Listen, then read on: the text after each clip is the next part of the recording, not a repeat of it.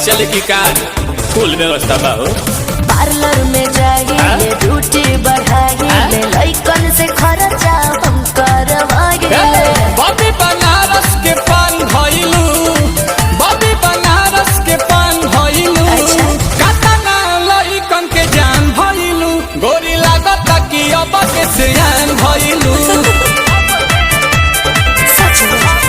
गोरी लागत कि अब के सियान भइलू।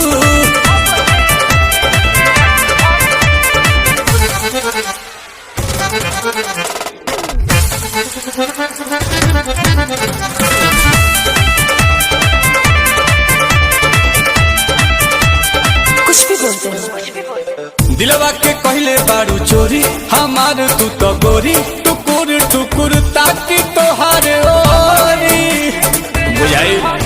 देखो मी के लिपस्टिक लगाइले, लोटस के फेशियल कराइले।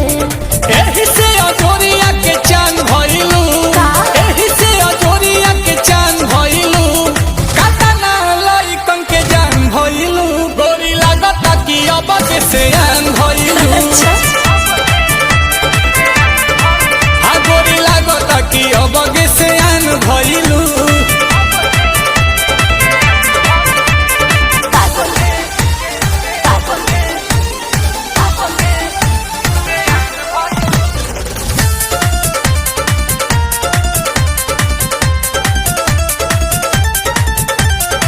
पहले बारांड बाड़ू गुची, करेलू बात ऊंची, बवाल बाटी मांड तहार बूची।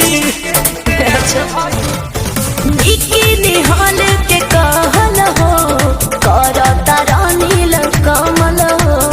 जोहरीला हीरा के खान भइलू, जोहरीला हीरा के खान भइलू, कतना लहिकन के जान भइलू, गोरी लागत कि अब के सियान भइलू। हो गोरी लागत कि अब के सियान भइलू। देखी हो पगला मत जइहो।